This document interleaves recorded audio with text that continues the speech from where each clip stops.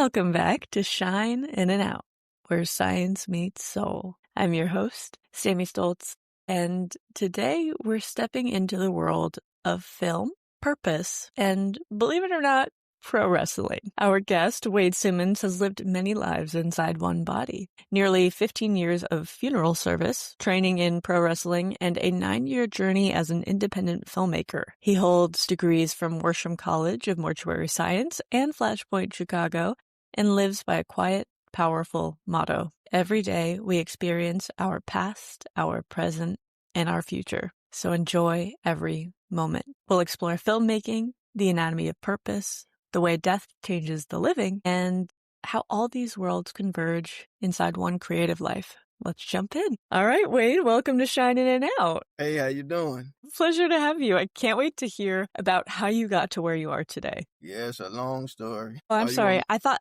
you froze for a second. Um, I was okay. So could you walk us through how you got to where you are today and what has led you to this moment? sure. So it really started with childhood. I was interested in becoming a filmmaker and a funeral director. And so that was like one of my passions. I grew up reading like a lot of books about like Walt Disney and like how he became a filmmaker and, started his vision and dreams and just kind of pursued it. And so when I got to high school, I was like in art club and things of that nature, just kind of embracing like my journey of being an artist. And then my life kind of took an interesting turn because I kind of put the art stuff kind of on the background because I was also interested in becoming a funeral director. So when I was a senior in high school, my teacher, Miss Anderson, she called one of the funeral directors here in Chicago. And she's like, I got a young man. He wants to be a mortician. And can you allow him to come on and just check it out and see if he likes it? And so he told me to show up in a gold tie, white shirt, black suit. And so it turned into me working at that funeral home for 13 years. So that's kind of what really got me in the funeral business. And so when I started working in high school, I was like answering phones and helping clean up working services, greeting people and things of that nature. And so I ended up going to college for it. It took me a while to get through school. It's kind of tough, but I, managed by the grace of God to get through it. And then once I finished mortuary school, I turned around and went to film school. And so that's kind of what got me into both. So I've been doing it ever since. So, biggest question here is most people run from death. They don't want to talk about it, they don't want to experience it, and they definitely don't want to be there voluntarily. What sparked that in you? Well, so when I was young, I had like a weird, I don't want to say out of body experience, but like I almost drowned in a pool. And I remember like as a child saying like I saw angels fighting in the water or whatever. Like I vaguely remember it, but whatever it was enough to convince me two things: that God is real and there is a life after death. And so for me, like after that, I just kind of got a little inspired and I wasn't like afraid of it or anything. Just kind of like, well, I know, everybody has to leave one day. And so like working in the funeral business just kind of became an interest because I went to like a lot of funerals when I was younger. And I'm like, I think this is something that I want to do. Like you get to help people. It's a science. And so I just pursued it. But yeah, I think thinking about it, to me, it doesn't really scare me. It kind of more so motivates me to live and pursue your dreams. So that's why like, I'm a very adventurous person. That's the one reason why I did get into filmmaking, and I also trained for pro wrestling as well. So Yeah. look, Yeah. you gotta So, be adventurous. psychology actually calls it mortality science. When you have a greater awareness of death, it sharpens your sense of what matters. And you live inside that every day. What have you changed about your approach to life because of the influence of being surrounded by so much death? Being fearless. I think that, tomorrow, like knowing that tomorrow is not promised to any of us, you gotta take like good opportunities when they come your way. Just like later on today, like I'll be filming on Chicago PD for like the second time. And like Wow. you can't fear rejection because like it took me like a few years just to even like, get a part of that. So like it's like I don't really fear rejection. Like it's a part of life and getting the things you want. So yeah. That is so awesome. And starting in film, did you have the same amount of trouble in school for film as you did as a mortician? No, not at all. It's like film school was a breeze compared to going to school Yeah. to be a mortician because when you go to school to be a mortician, like you're taking psychology, you're taking biology, microbiology, you're taking chemistry, you're Hmm. taking embalming, you're taking you even taking like a lot of courses about different religions and things of Mm, that nature, like family structures and things like that. So it entails even so it entails like a whole lot of different things because it's a lot of people really don't think about that, but funeral directors wear yeah. many hats. Yeah. Yeah, actually, as you were describing those things, I was like, wow, it's kind of a great interdisciplinary, like, intro to life. It's, you Yeah, know, how to live a good life, how to know what you need to know, and how to help people through the hardest of times, and also absolutely. all of the science behind how you're doing that. And as a scientist and somebody who's deeply working to be present in every moment, I really respect that. That is a very unique perspective, I would say. Yeah. I mean, look, time waits for nobody, so we have to I know some people call time an illusion, but what I tell people however we view time, it's still numbers that one day runs out. So I just say Yeah. have to just make the most of every moment we get. Yeah. Did you have so you said you were interested in film since you were in high school, as well as Well, being both a since funeral I was director? actually early childhood. Oh, okay. Actually, that Okay. like, my interest in both actually started in elementary school. Because when I was in elementary Wow. school, I used to take, like, my video camera, I used to write, like, stories and things of that nature, so I was already kinda heading down that path. That's awesome. Do you think it was helping you make sense of life at that age? Absolutely. Because like, one of my favorite movies actually is have you ever seen The Bronx Tale? I have not. Yeah, but it's a really cool movie, you should check it out, but Okay. one of the running lines in that movie is that the saddest thing in life is wasted talent, and Mm. so, like, that kinda sticks with me, you know? Wow.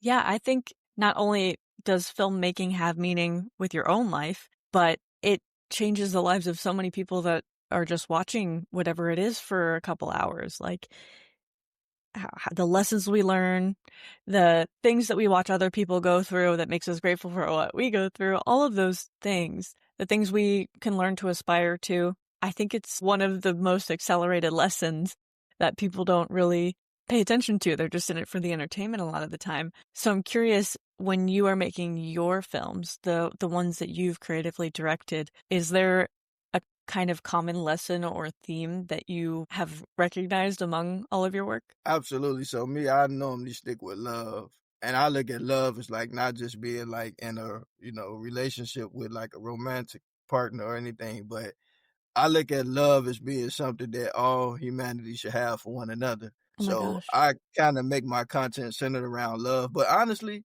I wanna move more into making documentaries. Like I'm currently making a documentary on pro wrestling and my journey and Oh, training for it. So that's been going pretty well. God willing, we should have it probably finished by the end of the year, maybe going into next year. But I'm starting to like documentaries more. But yeah, most of my things are just interesting. centered around love. What is it that draws you to the documentary filmmaking? I think for me working in the funeral business, right? You think about a funeral, it's telling somebody's story. And when you think about like documentaries, you just get to tell people's stories. So it's like, to be honest, it kind of goes hand in hand because like whenever you sit through somebody's funeral, right, it's like you're pretty much listening to their documentary. You don't see it, but you hear it. So I think that it would be kind of nice to tell people's stories while they're living. That's just me, like, Totally. I don't know, it's just something about humanity, right? Like, when a person is kinda living, it's like, but when the person goes, it's like everybody's just so close I to that know. person, so yeah. I know. I think It's a about that weird a lot. thing to be honest. Yeah, I think about that a lot because I am somebody who's very focused on love in everything, and I do believe that there should be unconditional love back and forth between all of humanity because we are all the same. We all just want to be happy and we want to be loved. And when you get closer to death, you see what matters. And I think you probably saw that in all of the people that you served over the years, their families. Did you give speeches on the people as a funeral director? You had to learn a little bit uh about them and I've assisted and helped serve people that I actually knew, but for those that I wow. didn't know, I would kinda just talk with the family to kinda find out their story, but it's interesting because, like, you find out a lot about people, and Yeah. even people that you know sometimes, like, I've known people, like, because 'cause I'm 33, I've known people, like they're probably in their 80s and 90s now. And, I know some people who live to be 100 and they transition, but a lot of times when you go to the service, you find out a lot about people you known for years that you didn't know. Cause like it's amazing how like, a lot of us have friends and uncles and aunts and, maybe people that we know from other areas of our life. And we know them, but us younger people, we wasn't around when they were in their 30s and 20s, and and so you find out a lot about people. So it's like everybody has a story. Like I believe in life, everybody is somebody, and so like I'm just one of them people that like believe that everybody has a story, everybody has a 100%. uniqueness, you know. So that's just what I believe. 100%. When I started this, I was like, I don't need to interview experts. Like, everybody's an expert in their own life and their own lessons.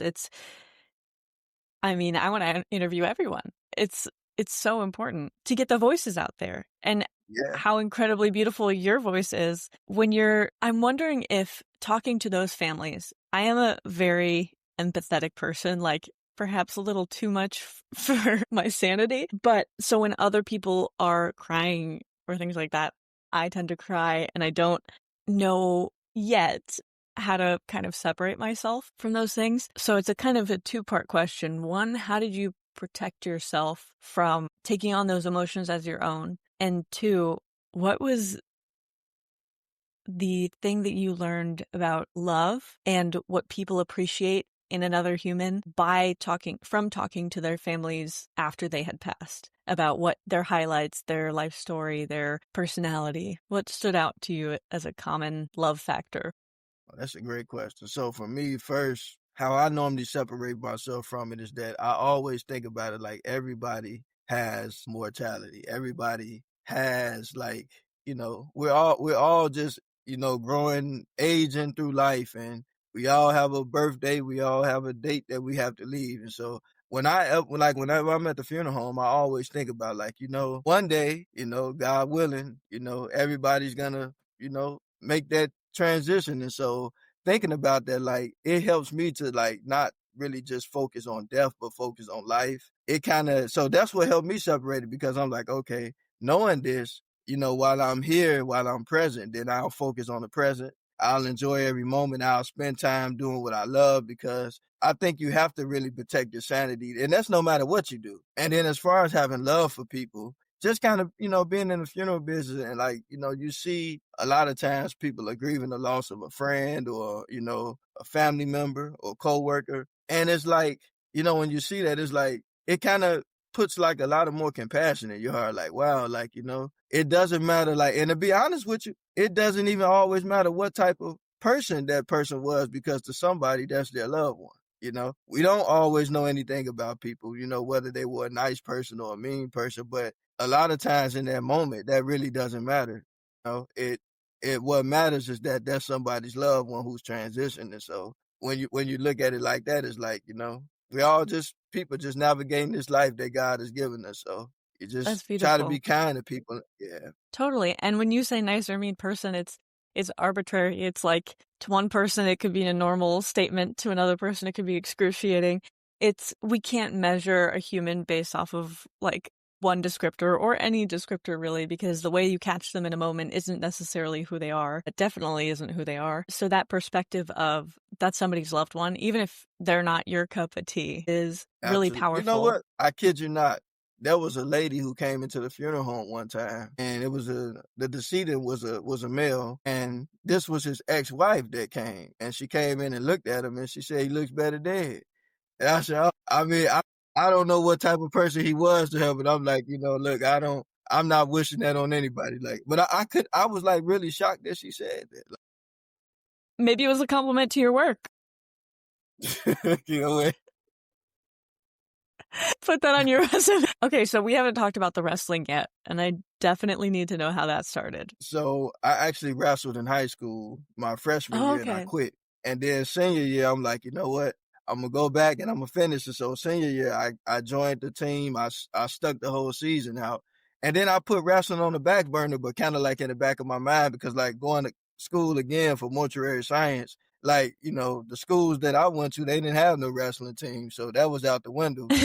But what ended up happening was after I had finished film school, I wanted to make a documentary about pro wrestling, and so I reached out to a guy by the name of Steve Boz. He's been in the wrestling business for quite a long time. He actually wrestled in WWE when it was WWF for some time. And so I reached out to him and we started talking, and he was just like, whenever you can, just come out to the school and check it out. And so I was always working at the funeral home. So like, cause like Friday and Saturdays, that's one of your busiest days. So it's like, I knew that wasn't happening, but one day I ended up, making it out there. And when I got there, he started showing me the school and showing me the other wrestlers and stuff. And then he like kind of asked me like, well, when you gonna start training? And I was like, I guess I'll start next week. So it ended up turning into me training for like 2 years. Wow. So you came to wrestling because you wanted to do the documentary, and life just kind of nudged you toward doing the actual wrestling yourself. Absolutely. And it was actually fun because I got a chance to meet like some people from WWE that I used to watch as a kid, like Carlito. I met Scotty 2 Hotty, and then some of the people from like AEW and some of the other promotions. But it was pretty cool to kind of see what they go through and to like, see that like, wow, there's a lot of up and coming talent, a lot of people who are really doing this. And, maybe they're not making as much money as some of the people in some of the other promotions, but they are, having fun with what they do, and they're traveling the United States or out of the country, just doing what they're passionate about. So Yeah. it's an interesting. Wait, I'm thinking that you need to be continuously making your own documentary, because I wish you had started with your experience learning how to wrestle or your experience as a mortician. These are things that common people have no experience in. And I think would be very curious about, but also you are such an insightful person and you see what actually matters, and you're pulling all of these lessons from all of these places that nobody would even know to look. And I think your voice, and I'm so excited to be sharing it today, can do a lot for this world. So thank you for being here. Um, Thank you. I'd like to hear from you in your own words. I know your slogan is that we experience the past, present, and future every day, and might as well make the most of it. What do you mean by that? Well, because the question you just asked me is in the past. It just passed already. And now we're in the present, and then the next minute is the future. And so Ah! it's like we experience it every day, past, present, future. And so with that being said, like every moment is precious, every moment is valuable. And to Mm. me, I feel like, life is like a movie. It has a beginning, a middle, and an end. And so we have to always just focus on the present and hope to, do great things in the future. But the present matters a lot. To me, the present matters a lot more than the past. And As it even should. oftentimes the future, because what we do now helps to build for whatever future we would like to Oh, have. yeah. Yeah, if you're So not we focused in the experience. present, you can't build the future. Yeah, one of my favorite movies also is Back to the Future. I don't get to talk about that as much, but I really love that movie because like it's just like really cool that he got a chance to go back in time and see what his parents' life was like, and then come back to the future. And it's funny because like when you think about the movie Back to the Future, he went to the past and came back to really the present, but Back to the Future. So it's an interesting movie. That is, yeah, a little bit mind-boggling. What came to my mind when you were talking is we are going to have more past than we ever will present or future, because when we pass away, it all becomes the past. Yeah, So the amount of past moments that we're accumulating is uncanny, but we focus on the past moments that were negative to us or hold emotion for us. And yes, it does come into the present moment, but so does the previous moment. And so absolutely. we're giving more weight to certain past moments than other ones when we could be focused on right now making a new past for our better future. I like that.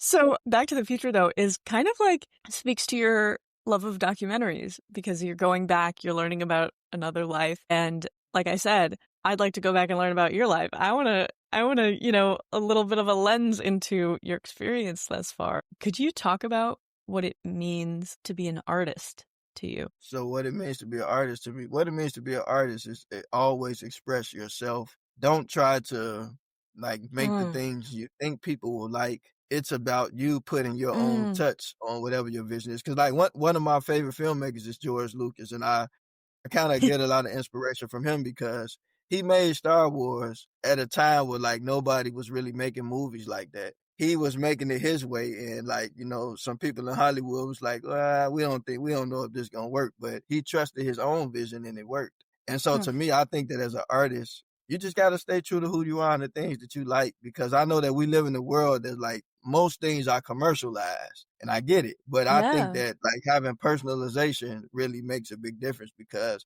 not everybody likes the same thing. It's just like music. Like some people like hip hop, some people like country, some people like gospel, Yeah. some people like blues, some people like jazz, but everybody has, a different taste. But every artist is different and every artist has their own touch. So I think that, as a person, we should all keep our unique, abilities and share our own stories and not try to, duplicate anybody else's.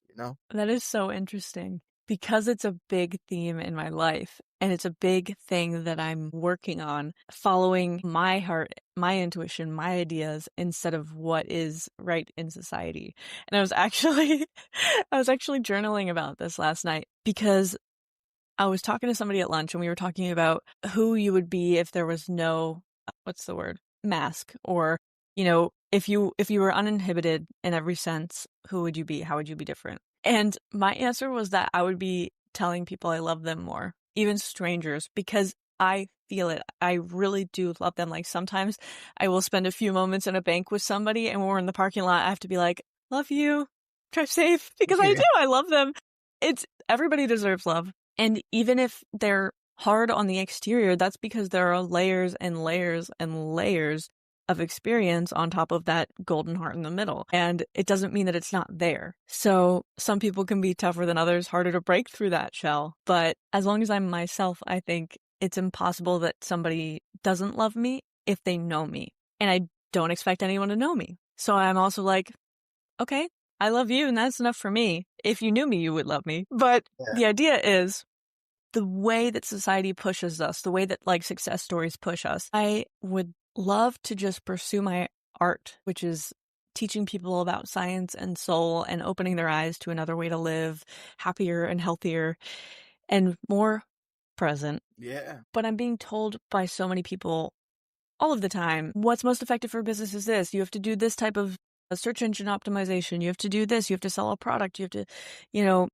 get deals and have people advertising on your podcast. And I'm like, I don't want to do any of that because that's not what I'm about. I'm about sharing the message. So when it comes to your experience with that, have there been many moments where the system has kind of stood against what you know is your art? Yeah. I mean, because again, a lot of times when you commercialize things, it's about getting the dollar. But when you personalize things, it's more about you, it's more about connecting with people. And so to me, I always tell people I'm more of an educator than a salesman. I'm not Mhm. necessarily trying to sell anybody anything. I love people and I understand we all have to make a living for ourselves, but it's like, you know, sometimes when people value like the dollar over people, I don't know, I don't really think people are truly happy like that. Like No. it may be the way that a lot of people do things, but I don't really see that working out so well, to be honest. Like I think that it's important to value people Oh, because yeah. to be honest with you, if people didn't support businesses, there would be no business. I think that we have to always prioritize people. That's very true. Like you said, people need to make money. And I completely understand that because I know what it's like to feel that sense of scarcity around money. And I work to live from a place of abundance because that's not the only measurement, right? We have love and companionship and experiences. And I forget what I was going to ask. It was very, very, very. It's okay. It'll come to you. It'll come to you. You were saying, I should have written it down. I always write it down. Can you walk me back? What did I ask you? How far? You all you wanted to know about the kinda like my way versus the system way? Yeah, but because again, as an artist, I think that it's just so important to be you. Cause like, it's like if I try to just copy everything that's already out, it's like to me, it's not really and I'm don't get me wrong, I know like with social media, like, a lot of times people use what's trending because Yeah. maybe it's an artist and everybody's unique but they're trying to get more views and things of that nature. So sometimes a lot of people just would take something popular that happened and put it in there. But to me, it's like, nothing wrong with it if that's what a person want to do. But to me, I think it's good to stay true to who you are, Staying true to who you are is harder than it seems, right? Because we do have that pull of society telling us things. I have people tell me sometimes that, oh, you're going to be the Mel Robbins of your generation. And I love Mel Robbins. One of the best podcasts I've ever come across. And she teaches and she inspires and she helps people grow. And that is what I want to do. And I would never take it as an insult, but I also know that I want to create my own art, not in somebody else's image. Yeah. So when you think about, it's interesting though, because when you think about a muse, like you said, your favorite movie was the Bronx Tale. Is that what I can't read my Hmm. handwriting. The Bronx Yep, the Tale. Bronx. Do you take inspiration from the movies that you love and Yes. make it feel like your own? I do, because like I said, that quote from the Bronx Tale, "The saddest thing in life is wasted talent." That is one of my favorite things because when you think about it, right, it's like, everybody has a talent, but a Yeah, lot of times, life kind of throws all these different situations at us, and sometimes people are overwhelmed with situations, but everybody has like a unique gift that can be beneficial to the world and be beneficial 100%. to us. Oh, no matter who we are, like everybody, like we're all people, we're all brothers and sisters. And so to me, it's like it's just a good thing to like tap into whatever gifts God gave you, because your gifts are important to utilize. Like that's what you have them for. It's like what good is something if it's just stored up and not being utilized? 100%. I couldn't agree more. And when it comes to leaving behind a message, if you could have one movie that you make across your lifetime that becomes a cult classic, what would you want the message to be of that? I would love to make a movie pretty much like about like a girl who was like a scientist and she created this invention, but just kept failing. It kept failing. And so she ends up kind of like having this dream, and then in the dream like she finds out like the piece that's missing. And then when she wakes up, she actually utilizes the piece. It's kind of like one of those like, intuition, because I've had like dreams that actually things actually happen, but I'm very big on like people with dreams and things of that nature. And so I would love to Wait, because that's more realistic than people think. wait, it's way more realistic than you think. You just found your lead actress. I am a scientist and I often have dreams that give me ideas, or sometimes I'll even wake up and I'll be like, I put the wrong antibody in. Or like, oh, I didn't put my samples in the cold room, things like that. And I'll go in and I'll fix it. But it's only because I had the dream that I realized that there was something I needed to change. So that, I mean, when you were talking about it, I was obviously excited.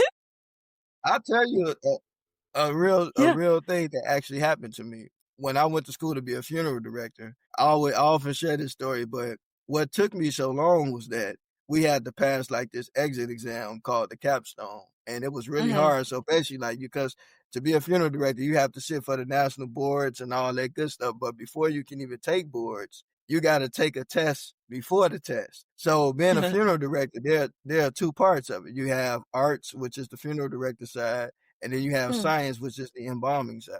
So it was taking me a while to pass the test. So that's what ended up leading me to go to film school. And so right when I enrolled, like it took me like 7 to 8 months to get past the first one, but I didn't pass the first one until I went to film school. And then when I went to film school, I passed the art side. Now, this is the funny thing. So after I graduated from film school, I still had the embalming side to finish. So I wasn't thinking about the embalming side. I'm like, I'm just going to focus on being the artist or whatever.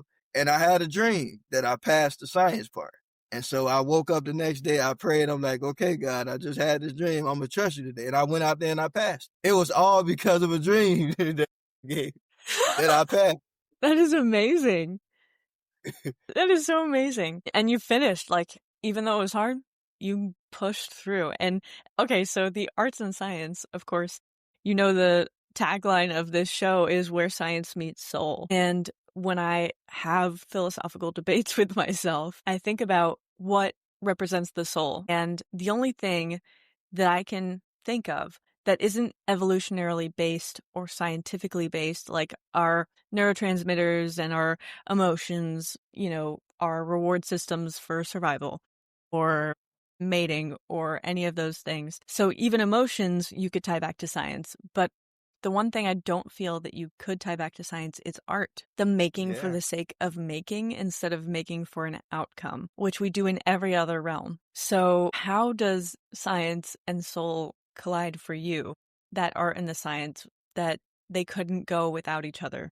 that's a great question, actually. So for me, I always say like, science, well, when we look at science, science is kind of more so like testing theories and proving theories. But then the soul is something that you can't see. You just have to trust it. It's weird Yeah. because it's like, again, science it's a theory that is tested. And sometimes some things are proven, some things are restudied. But for me, how I really combine the two is like this. It's like if I believe that something is going to work out, I can't see that, but I trust and I test the theory and see if it works. So it's so to me how it combines with art is just testing your ideas and see how it works, you know? And for me, it's not so much about it becoming popular amongst other people. It's just me expressing the things that Yeah. I enjoy making. Cause like I feel Yeah. like I've got stuff that I made that I'll probably never even release. I try not to make stuff too much that I don't release, but sometimes you just make things because that's what you want to do. Absolutely. I've got some poetry in the archives that I probably will never share. That is, yeah, I love everything that you're saying and the artfulness of it. Like you live life as an art piece. Your whole timeline is an expression of your purpose and your intuition toward what you're meant to do. I hope more people can listen to this and live like that because Look, it is the path of least regret. I talk about that all the time. That when I make decisions, I'm thinking, okay, when I'm on my deathbed, what am I going to regret doing or not doing? yeah, And that's a good way it's of looking. never working more, tell you that much. It's always spending time with family, spreading more love, and following my heart. And I was talking about actually also in my journal last night that making decisions is very difficult for me because I allow my brain to play tug of war with my heart and my gut. And I let it go on for a really long time and it's torture. And then I always end up going with my heart. So I'm like, all right, now I can recognize instead of wasting time that I just have to listen to my heart every time. Was there a point when you figured that out, or did you kind of just always lead with what felt right to you? Kind of a little bit of both. And I'll tell you how like I can relate to what you said because prior to well, this is like before I graduated film school, I ended up developing a vocal disorder called spasmodic dysphonia. A lot of people don't know what that is, but it's like it's basically like kind of like it's not life threatening, but it's life altering. Like it was like Yeah. if I got really stressed, my voice just I sounded Oh, like a totally different person. It was odd and I didn't know what was going on, but I was working a lot. And then like I remember going to this voice therapist because like they wanted to give me like these Botox injections, and I'm like I don't know about that. Let's try to find something a little more natural. And so the voice therapist was like, "Well, wait, you're an artist." She said, "You work at a funeral home, but why don't you take a step aside and just focus on your art?" And so sometime after that, like when I actually left working the funeral home full time and I started balancing my life out a little more, it went away. Now they said there was no cure for it, but it went away. My voice having strain. So to me, it's like you have to always kind of listen to your instincts. And then there's been a lot of other areas in my life where like, in my mind, something like, no, try it this way. And it worked. And so, I mean, I just trust it. the intelligence of our bodies is insane. And for years, I didn't listen to the messages mine was sending me. So it's amazing that who was it that gave you this advice? Was it a practitioner? Yeah, it Is was a a speech voice therapist? therapist. Yeah. That is the best advice I could ever think of. And I'm so And I glad that had a lot you of fun. listened to it. Speech therapy was pretty fun. Like I never thought I would actually need it, but it was like one of the fun times of my life because it was All funny right. because when I worked at the funeral home, the owner was like, "Why when I see you on podcasts or other places, you just seem so like full of life and just but when you hear you sound." And I'm like, it's the stress from this place, my brother. That's how you know. Same. Yeah, Yeah, I totally get that. There have been multiple times that I was trying to juggle so many things and it was taking a toll, and you have to choose what ultimately is your art, or you're going to continue to suffer. It seems like my body doesn't want me to do anything that isn't purpose driven. And I feel like yeah, you were kind of having that happen to you. Like if I'm overworking, but it's like I did 6 months in corporate America and I didn't last. I was like, I am depressed and I have never been depressed. So I was like, all right, yeah, I definitely need to get closer to my purpose. But I needed to have that experience to know that I can't lead that life. And it yeah, pushed me toward this one, and I love this one.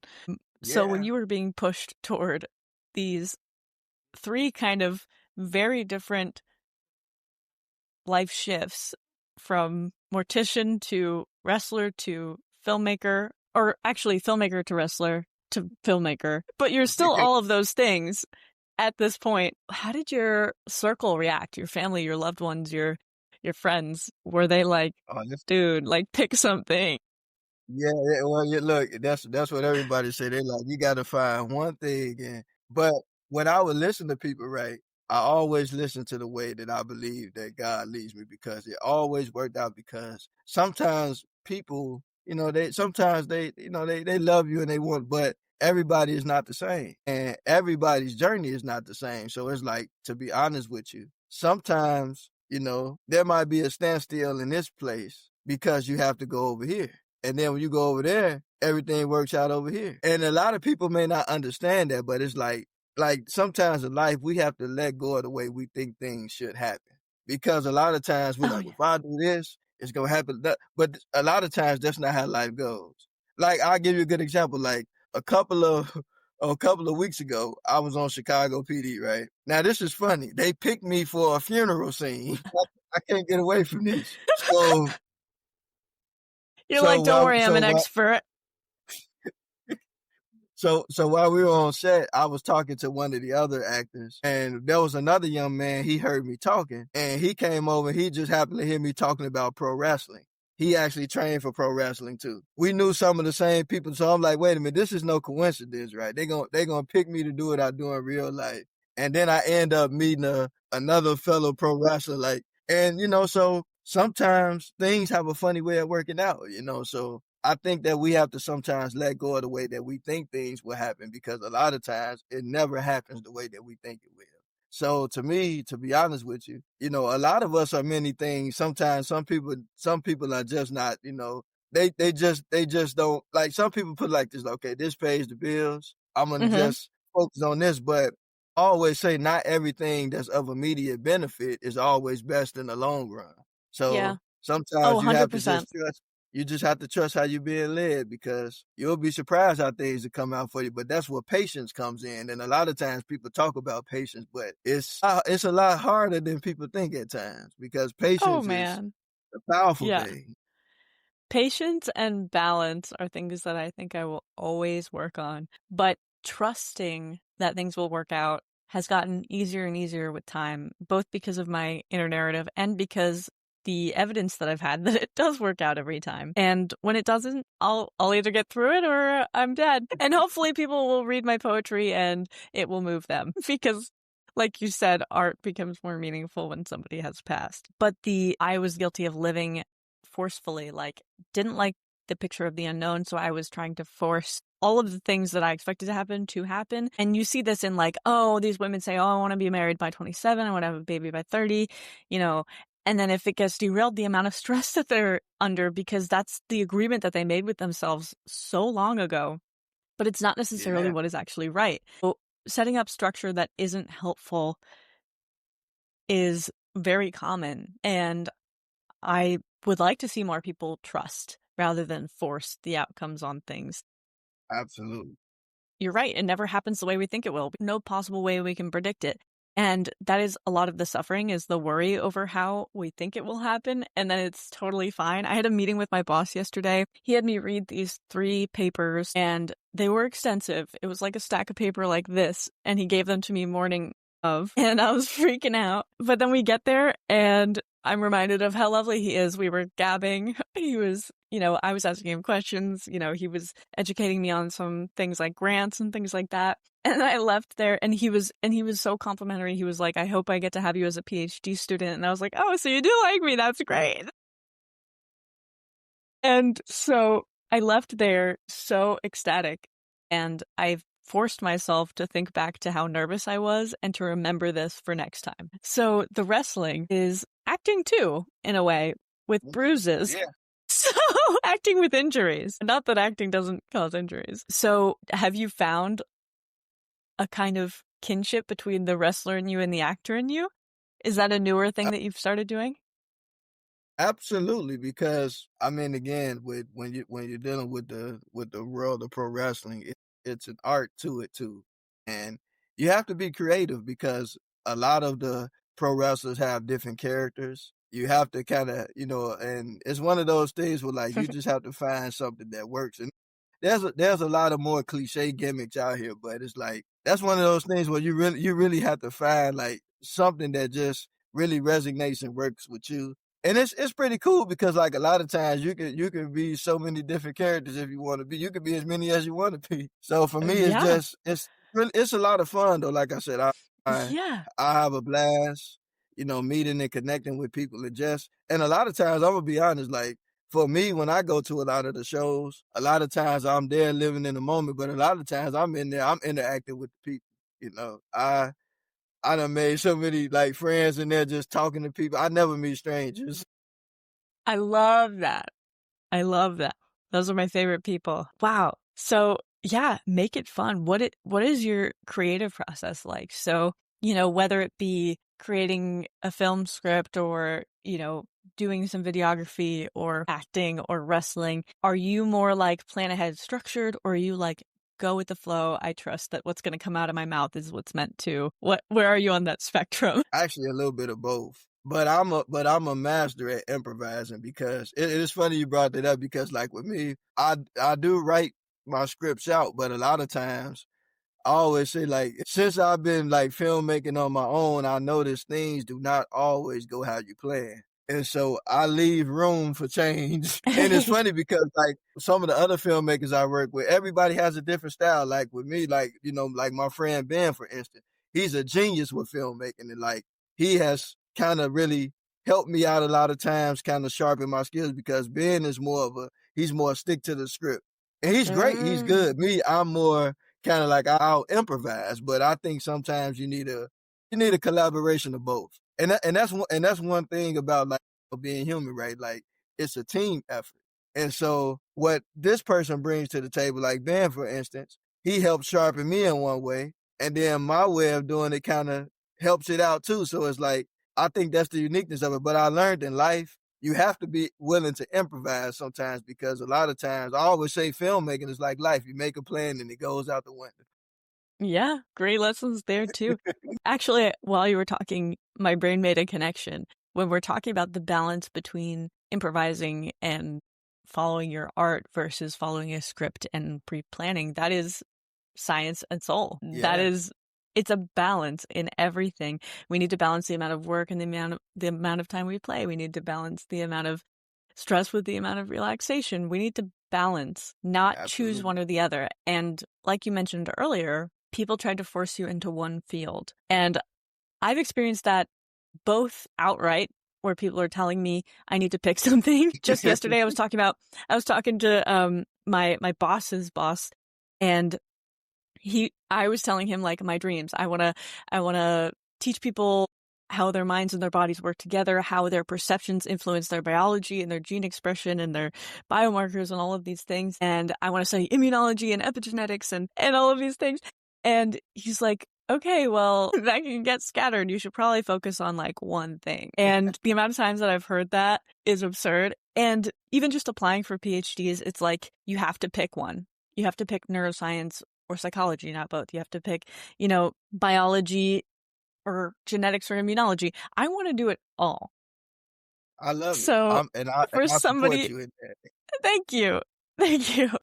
Because I think that the lenses are often too narrow. We start our career in one place and end it in the same place. How much did we really grow? Of course, we can grow in that direction, but you can't learn these things that a mortician would learn if you're only a filmmaker and vice versa. Yeah. So, how do you balance the path forward with the allowing yourself to branch out and learn it all? So I put it like this. So when I'm in the moment, like if I'm at the funeral home, I focus on being the best that I can be there. But in my mind, I still be creating stuff for the film industry because a lot of times when I was at the funeral home, I would get a lot of ideas just by sitting around observing people and just Mhm. paying attention. And so like, it's almost kind of like with me, like because to me, even though people like, you should do different things or whatever, but to me, it's all storytelling. Because if you plan a film shoot, you get a location, you get a date, you get the cast, you get the crew, you bring in people together. When you're planning a funeral, you get a location, you set the date, you get the family together, and you pretty much come together to tell a story just like you would as a filmmaker. And then when you get into pro wrestling, even pro wrestling is storytelling because again, you got to get the wrestlers together. You got to work out and you come together with the fans, you put on the show, and so to me, it's all storytelling. So to me, that aspect of it is like to other people, it seems like it's different, but to me, it's just all storytelling. And that's the way that kind of helps me to kind of just balance everything out. But at the same time, like to me, I'm not locking myself into just one thing because honestly, I've grown so much and met a lot of people. And to be honest with you, when you're thinking about industries is networking. So Yeah. when you network here, over there, sometimes it's a combination of both. Like I've actually done film shoots for people who worked in the funeral business, People in the film industry have talked to me about things when they've lost relatives and loved ones about what to do and how to, you know. So to be honest with you, And while you're I acting, think you're meeting fellow wrestlers.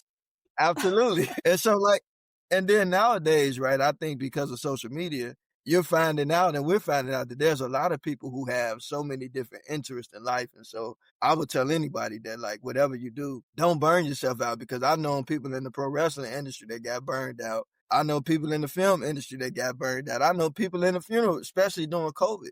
I know people in the funeral business that got burned out. So to me, for me to keep my love for everything that I do, look, I balance it and I don't let the business get the best of me. Like, and I mean that in a way of like to the point of stress because I like to enjoy what I do. So I think keeping a balance helps me to keep that joy. Absolutely. Absolutely.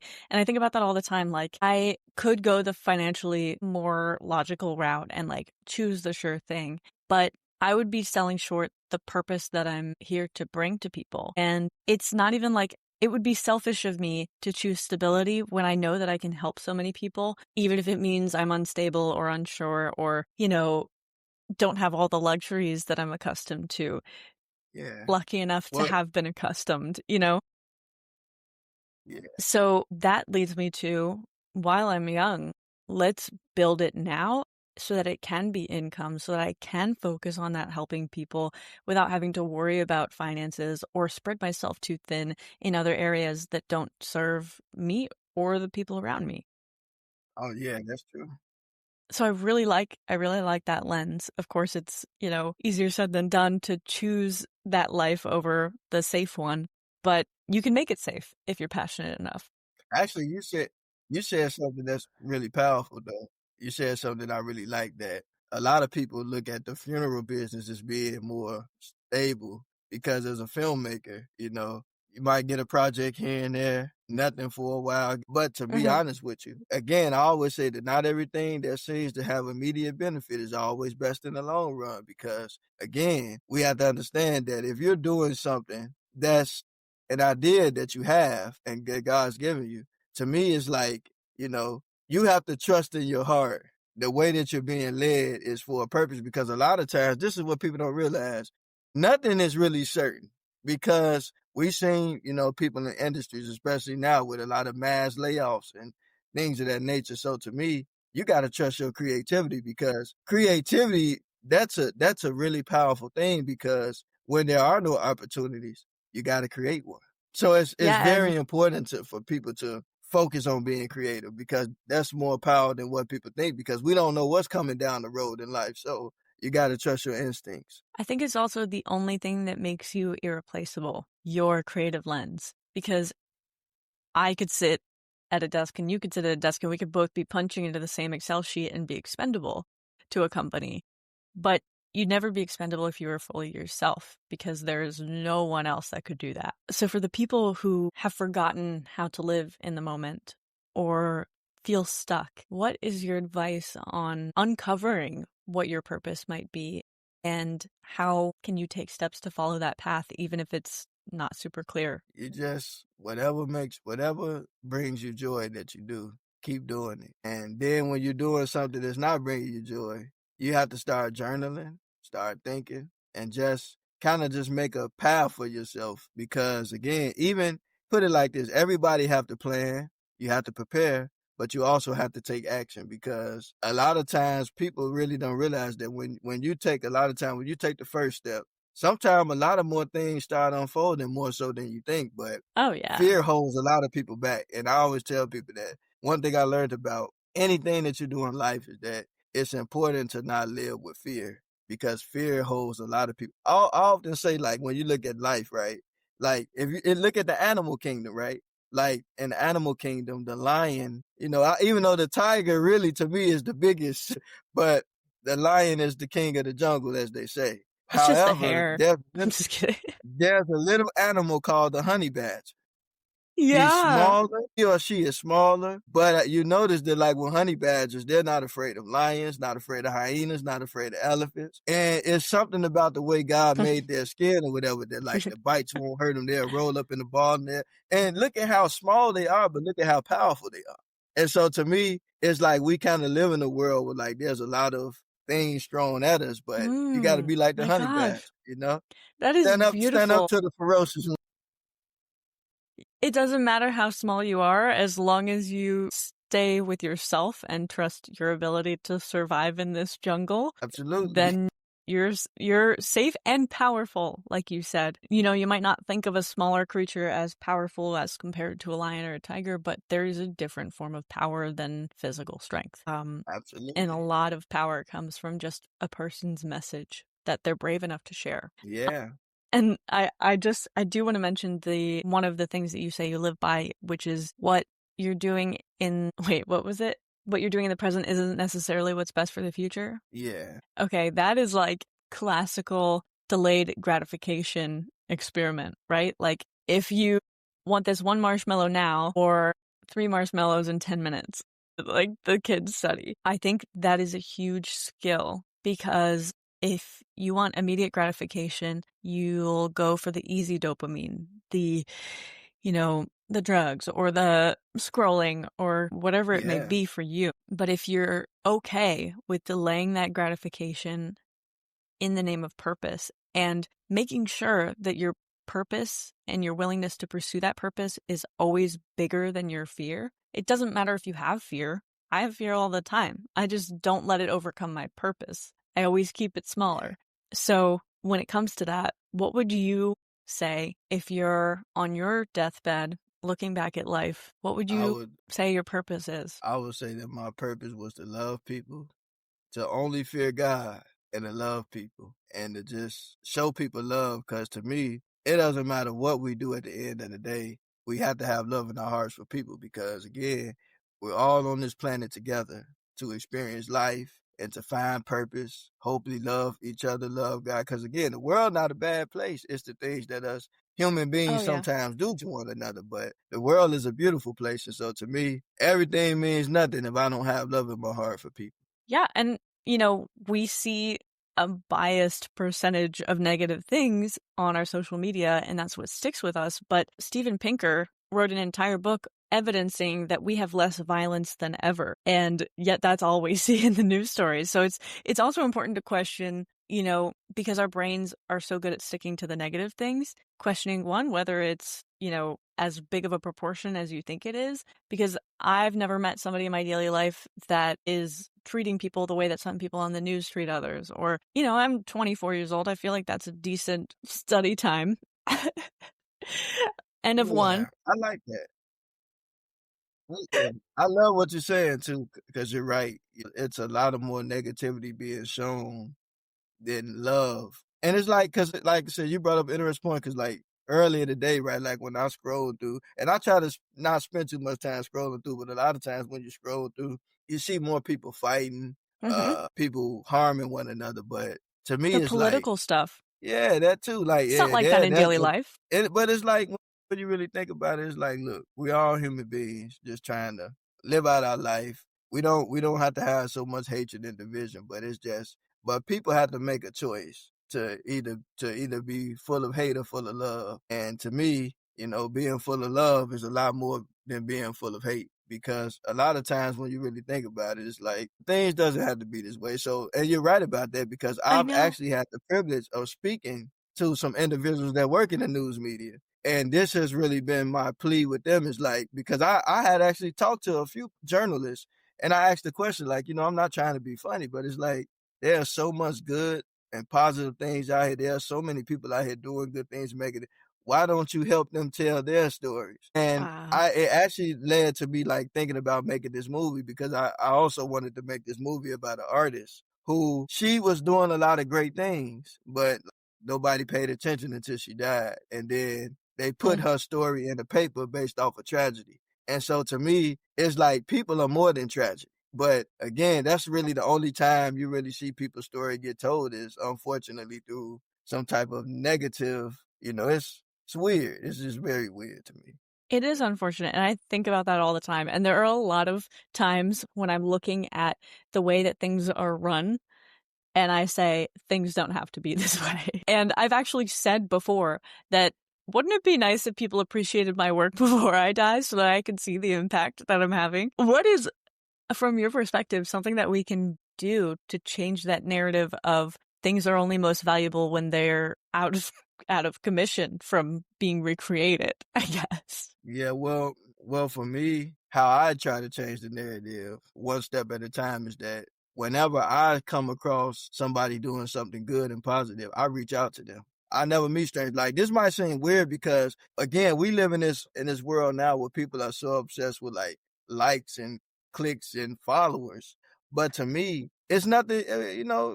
It's I get it. It's what you do to build your platform. However, my question is that really connecting with people? So to Mm. me, what I started doing was when I see somebody doing something I like, I'll send them a message. I think to the point I done sent so many people messages. I think they done been trying to stop me now. But, I'm one of them people where like look, it's a good thing to kind of get to know people because I don't want to just see you selling me nothing. I want to find out who are you?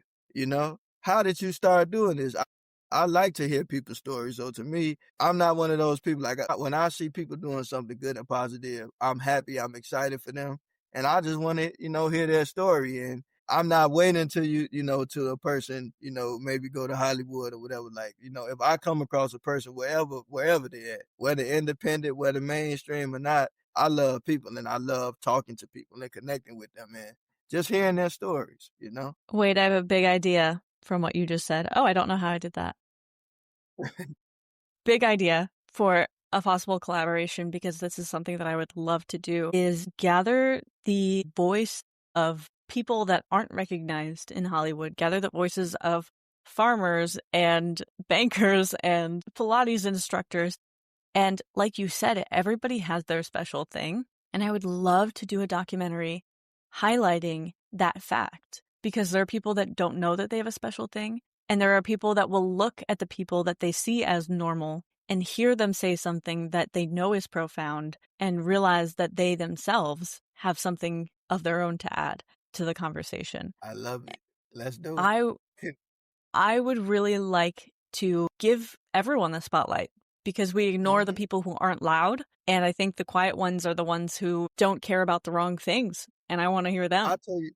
I'll tell you something really funny that happened to me one time. I got a cousin of mine. He's acting, doing some pretty big things on a lot of. He's been on like a lot of television shows and some movies too. And he's really getting his name out there. And this is funny. I remember I was talking to this one podcaster, and I was telling her like talking to her about my story and everything. And she says, "That's all fine and that, but can you get your cousin on here? Like we want to speak to him." I said, "No." I said, no problem, but he ended up turning it down. I said, see, you could have looked. I would happily did it, but oh well, it happens. Dang! Well, when they hear this, they'll regret it. You have a lot to say, a lot of profound wisdom to share with people. So let's get going on that project. If you need an actress for your A Scientist movie, I wouldn't even need to act. That would be so fun for me. I got And you. I've always had an appreciation of film, but I never wanted to be famous because I really value my privacy. But if I'm known for a cult classic with a great message and both of our great grandkids watch them, I'll be. Yeah. And I think it's cool just to do what you love, whether people are looking or not. Like, me, I don't really care about fame or nothing like that, but I do love building connections and I don't mind sharing my story with people, but it's for people who want it. I mean, look, everybody's unique. Everybody has a talent. Like I said, everybody has a story, and we know that in this world we live in, to be honest with you, that sometimes, some people may be on bigger platforms, but you go as far as you like to go. To me, I just say you tell your story to the people that want it. But don't worry about the people that don't want it. Just give it to the people that want it. But I want to hear everybody's stories because I think that everybody Right? has a purpose, and I think that everybody's been through things in life, and so like in this world that tries to divide people, we all a lot more alike than we think. That's another thing. I think people would have a lot more empathy if they saw the average person and heard about what they've been through, because you can hate your coworker Barb and not know everything that she's going through at the moment, you know? Yeah. So kind of hearing that from people, not only the wisdom and the lessons and the beauty that they have to share their own creative art, but also the struggles of the common person, that you'll never be able to look at it the same way again when somebody is rude. Absolutely. And and I like what you said earlier too. Like I try not to judge people, even based on what I see, because a lot of times we'll scroll through social media and see somebody lashing out, but they may not even be that kind of person, just having a rough day. So, it happens. I'll always say like I give people the benefit of the doubt at times because you Yeah, never know. And a lot of times we don't always know the full story on things. So I never try to be too judgmental when it comes to people because 100%. I can't really judge somebody. I mean, we all have our bad days, it happens. Yeah, and even any time that I've been hurt by someone, I never think it's about me. I'm always like, man, like if only I knew what they were going through. And like I said, if you knew me, if you really knew me, you would love me. So I don't have to have any fear with that. One random question before we go. What was something that you learned in speech therapy that shocked you or that has changed the way that you communicate? Ooh, that's a great question. Actually, just happiness and joy. How it's more powerful than what people think because here I am having like a crisis with my voice and not realizing that just focusing on what brought me joy was the remedy. I didn't need no medication. I just had this joy. So it's mindset is a powerful thing. It's a lot more powerful than what we think. Fire weight. I'm literally trying to prove that to people with science and whistle. So thank you so much. The mindset that you have created over time has led you to pursuing exactly what you're meant to be pursuing. And may that inspire more people to choose that route instead of the quote unquote safe one, which, like you said, there are no guarantees in anything. It never works out how we Absolutely. think it will. So Yeah, look, might as well follow your heart and be happy. I kid you not. When I was on the set of Chicago PD a few weeks ago, I was sitting next to a young lady, and she was a fellow actress, but she didn't really seem too thrilled about being there for whatever reason. And I was Oh, just like, "How long have you been?" And she like she looked like she didn't want to be, but we talked and everything, and then but she ended up telling me that she actually wanted to be a mortician too, and I thought that was interesting. But then she was telling me how she had this good job and she got let go. She got furloughed. So she started acting just as a quick paycheck. And so I said, oh, but then again, that showed me, look, you never know. Cause I be seeing people like when Hollywood went on strike, I was seeing people making comments like, get real jobs. But no, being a creative and an artist and a filmmaker and an actor, that is a real job, actually. I mean, yeah, yeah. people look at it as entertainment, but there are people who depend on that to make a living. And like I said, this young lady, I'm not going to go into all the details, but she had a good job and got furloughed. And so this was how she paid her bills. So, You That's know, amazing. I don't that's why I say I try not to say anything bad about anybody. Cause look, everybody life is different. We never know I mean, there are people that are lawyers who are doing other things. There are people who are doctors doing, like, it's just everybody's life is different.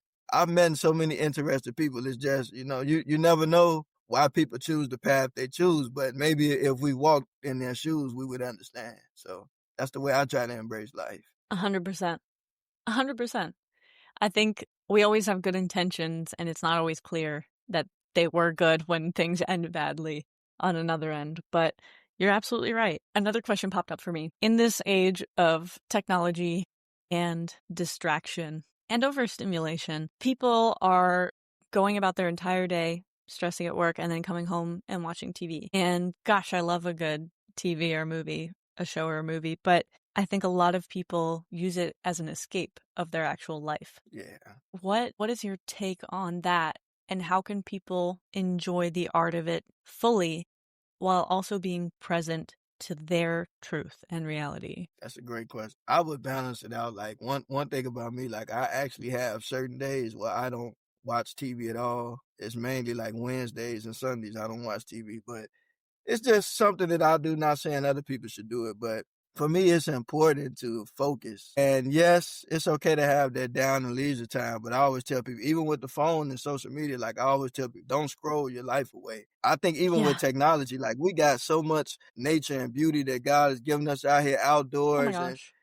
things that you can do to enjoy life. But, we kind of living in this time now with like, it's a lot of more screen time. But I think that I don't know. I hope that, as humanity that we just start, focusing and getting out more and enjoying, just nature. Cause that's so I know. important. It's a lot more peaceful than what people think. And like I say, nothing wrong with communicating and stuff. But like I said, but a lot of what we do, like I can't speak for everybody, but to me, that's why I say like communication is not just scrolling and just pressing the like. Mm-mm. It's actually It's having a not. conversation with people. So that's kind of like me. I'm not all in alignment with social media. Like, no, like to me, social media is cool, but I rather communicate with people. Like, actually, I don't like to just look and scroll and like, no, I like Oh yeah, talking to people. I like getting to absolutely. know people because to me, that doesn't do anything for me just looking, liking, and scrolling.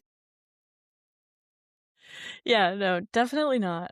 Definitely not. It doesn't, I mean, in fact, it's overwhelming for me to approach things that way. But when I get to talk to one of my friends one on one or a phone call or something like that, it is the most amazing thing. And we forget that we are a species that was literally evolved to be communal, and Absolutely. loneliness does have negative effects on our health.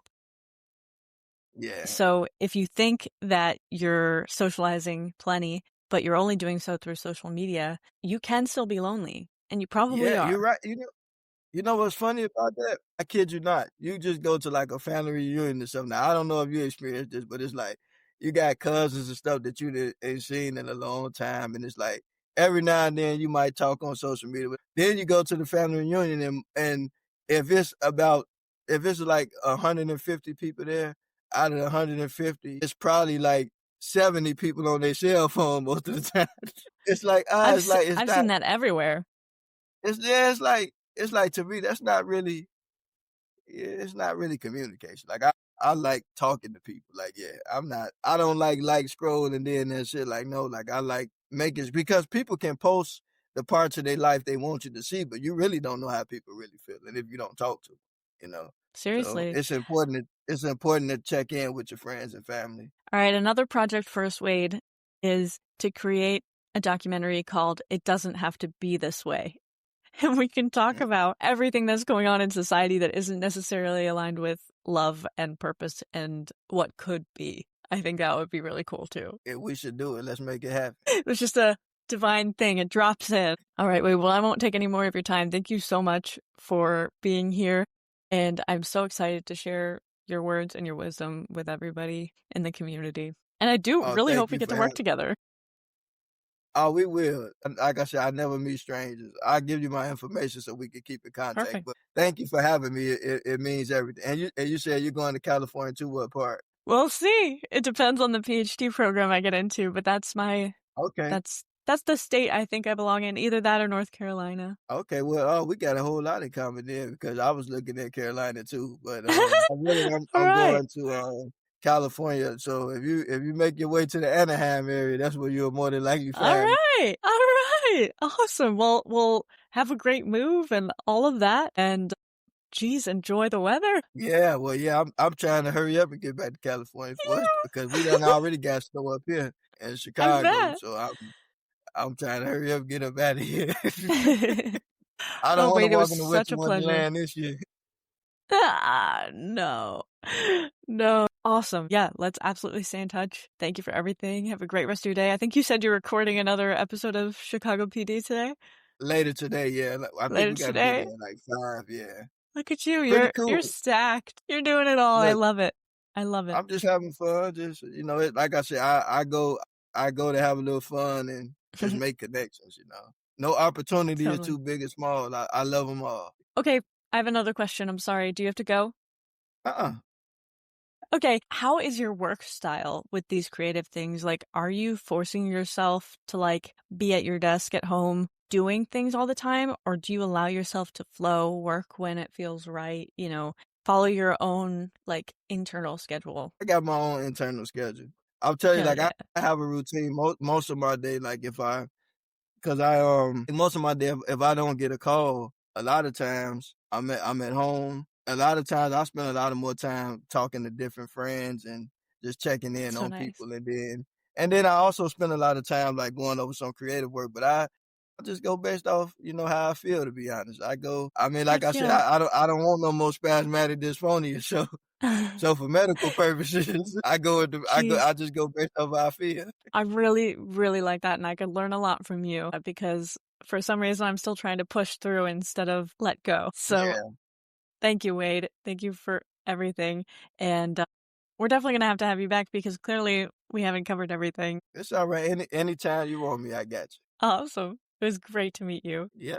Thank you so much, Wade. You remind us that life is not one straight road, but a series of overlapping stories.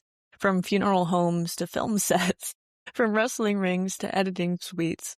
His journey proves that purpose isn't found in one identity, but in how you bring yourself to every moment. You can connect with Wade on Instagram at WadeJedi99 and see his work on Vimeo at Wade Filmmaker. If this episode inspired you, share it with someone who needs a reminder to live with purpose. And as always, keep shining.